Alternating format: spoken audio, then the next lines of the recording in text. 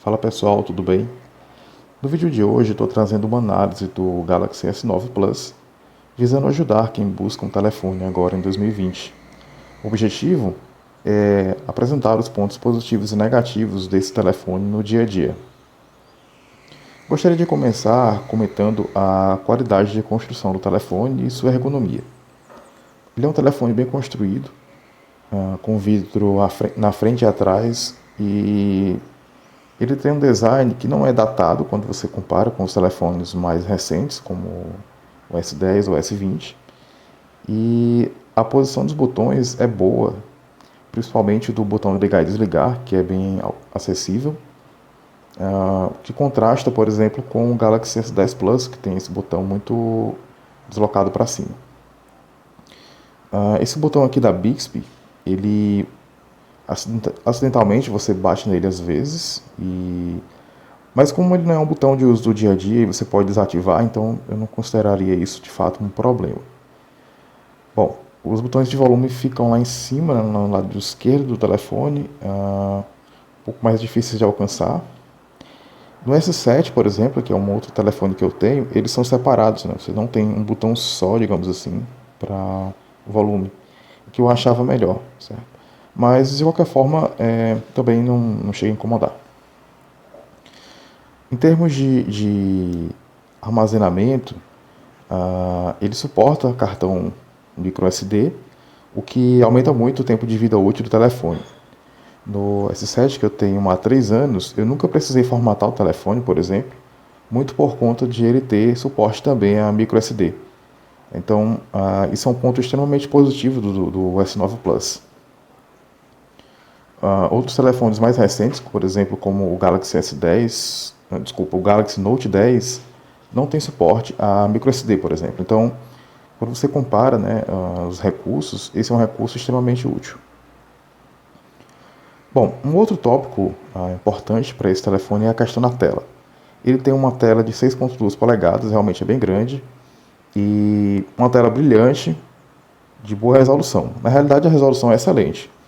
Então, essa tela não fica devendo em nada à tela dos smartphones de 2020 ou de 2019.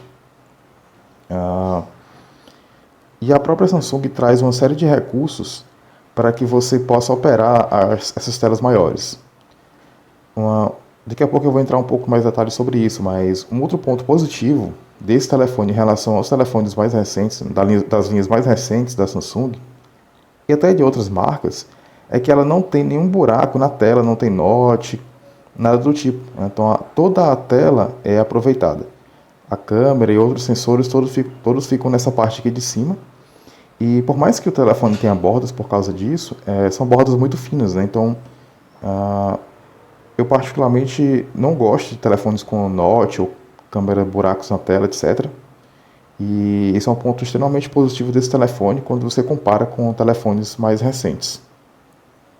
Sobre a questão de utilizar a tela grande, no começo me incomodava um pouco, eu tinha um pouco de dificuldade, mas depois que eu configurei o telefone para operar desse jeito, né, com telas grandes, eu me adaptei a ele normalmente. Então, por exemplo, você pode puxar aqui para acessar a barra de notificações.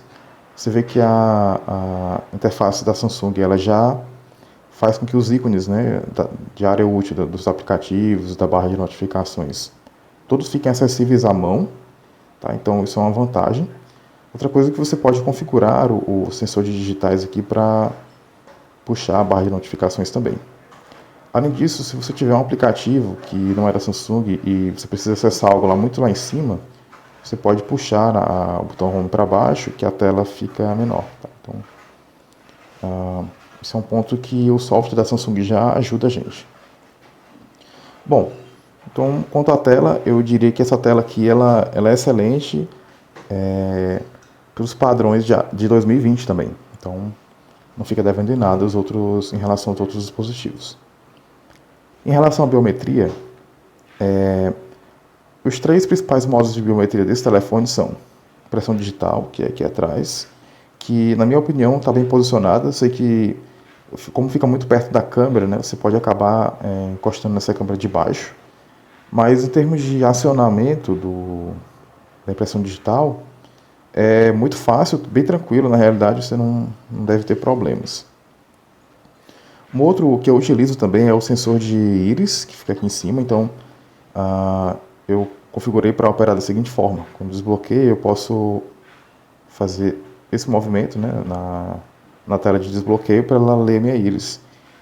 E na minha opinião funciona muito bem, porque funciona no escuro total, então funciona em qualquer condição de luz.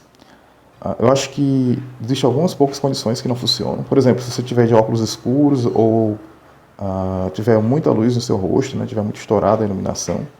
Mas no dia a dia tem funcionado bem para mim. E bom, ainda tem também a questão da digital, né? Então você pode operar com os dois simultaneamente. Tem também leitor de reconhecimento facial, que na realidade é a própria câmera, mas eu não utilizo. No S7, por exemplo, e alguns iPhones mais antigos, você tinha um botão físico aqui na tela, né? Que para mim era o método que eu mais gostava de utilizar. O S10 e o S20 tem um leitor de digital sobre a câmera, mas você vê em alguns reviews que essa tecnologia ainda não está muito bem afinada, né? Você tem o posicionamento não é muito bom, ou, por exemplo, demora para fazer o desbloqueio.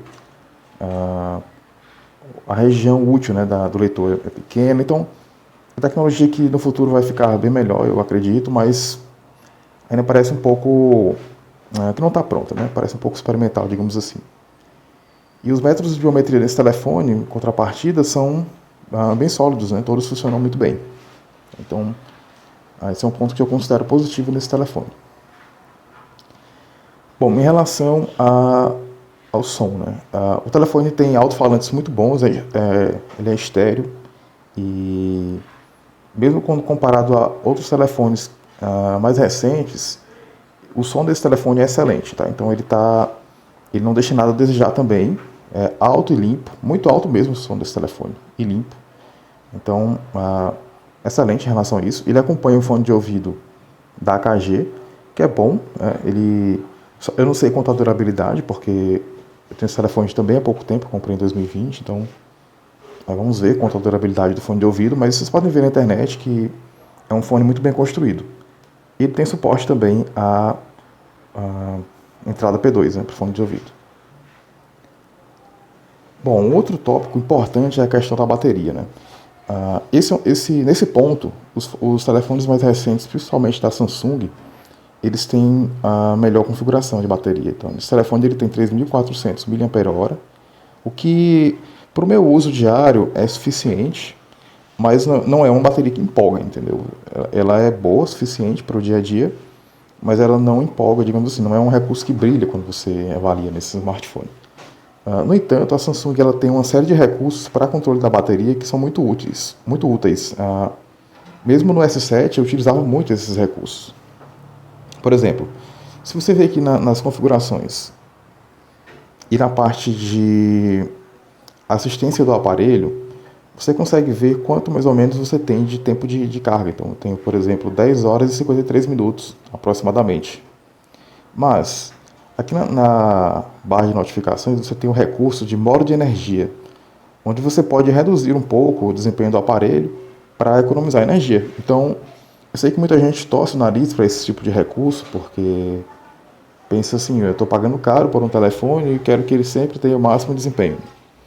Mas existem muitas ocasiões onde é muito útil ter esse tipo de recurso. Por exemplo, se você estuda e trabalha ou está em viagem, momentos onde você precisa de muita bateria no dia todo, né, esses recursos são importantes. Por exemplo, essa economia média de energia, ele me daria, por exemplo, 13 horas e 42 minutos de autonomia, né, reduzindo o CPU, a resolução da tela, etc. No modo de economia máxima, que a gente pode configurar aqui também, ele me daria um total de 1 dia e 20 horas. Então, quanto menos bateria você tiver, eu estou com 42%, quanto menos bateria, menos esses modos conseguem estender a bateria. Mas, por exemplo, se eu tivesse com 70% ou 80% de bateria ainda, no modo de economia máxima, esse telefone duraria até 3 ou talvez 4 dias nesse modo, tá? Então o telefone fica mais limitado em termos de desempenho, claro, Mas você pode ativá-los, por exemplo, enquanto está no trabalho, se você não estiver utilizando o telefone, ou quando está no ônibus, no trajeto, no carro, enfim. E esses recursos realmente estendem muito a duração da bateria. Ponto positivo, né, para o software da Samsung, compensando um pouco a bateria não muito grande desse telefone. Em relação à câmera, esse é um ponto que brilha nos smartphones da linha S e da linha Note. O conjunto de câmeras que esse telefone tem, de uma câmera normal e uma câmera teleobjetiva, né, para zoom, é basicamente o mesmo usado no S10, por exemplo. Então, você não fica devendo tanto em relação ao S10. O S10 ele tem uma câmera grande angular para fotos de regiões maiores. E eu acredito que a estabilização ótica também para vídeo seja melhor. Mas a qualidade da imagem e do vídeo nessa câmera é excelente, certo? Realmente muito boa. Acredito que não vai deixar a desejar também ainda por um bom tempo, porque atualmente realmente ela praticamente em pé de igualdade com as câmeras do S10. A câmera do S7, que é um telefone de 4 anos atrás, ainda é boa o suficiente para os dias de hoje. Então imagina a do S9 Plus, que eu imagino que ela vai durar ainda um bom tempo, sendo uma excelente câmera, como ainda é hoje. Bom, existem vários comparativos, né, no YouTube sobre as câmeras e esse telefone, por ele ter um processador Snapdragon, ele suporta o aplicativo Gcam do Google, que tem um processamento das imagens muito melhor do que o da própria Samsung. Então, em termos de câmera, esse telefone não vai decepcionar de forma alguma, pelo contrário, até surpreende. Um recurso que esse telefone tem também que é muito bem-vindo é resistência à água e poeira. Esse é um recurso que algumas outras fabricantes não implementam muito bem. Por exemplo, a minha esposa tem um Motorola que deu problema com suor, né, por conta de exercícios físicos e tudo. E o telefone molhou um pouco, ele deu problema. Então, já no S7, por exemplo, eu já pulei numa piscina com o telefone no bolso, porque tinha esquecido que ele estava no bolso, e ele não deu problema, já fez trilhas, né, corria, enfim, nunca deu problema algum com relação à água. Então, é um recurso que a Samsung implementa muito bem e que é muito bem-vindo. Você não se sente limitado, porque você pode praticamente ir a qualquer lugar com o telefone no bolso, enfim, na mão. Em relação ao software, para finalizar, a One UI, que é essa interface da Samsung, ela está muito bem acertada hoje em dia, tá? Então, os aplicativos da própria Samsung, como a barra de notificações, o relógio, ou a própria calculadora, e-mail, etc., todos eles foram pensados para que você possa operar com uma mão, mesmo quando o telefone tem uma tela tão grande quanto o S9 Plus. Além disso, você tem softwares por exemplo, de controle dos seus dispositivos, como o SmartThings, que permite, por exemplo, que você opere a televisão, ar-condicionado, qualquer dispositivo Samsung que você tem em casa e possa se conectar à sua rede.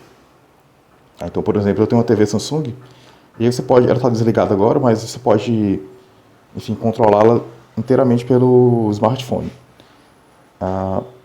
Enfim, tem o Samsung Pay, tem uma série de aplicativos que vêm com o telefone da Samsung, que você não precisa de aplicativos externos, como, por exemplo, o Samsung Health, que é um aplicativo completo para esportes, né, monitoramento do peso, etc. Você não precisa comprar um aplicativo separado para essa questão dos esportes. Esse aplicativo é muito bom. Você tem um editor de vídeo, que eu tenho utilizado para publicar os vídeos no YouTube utilizando esse editor. Gerenciamento de arquivos, então você pode navegar nas pastas do dispositivo ou do cartão.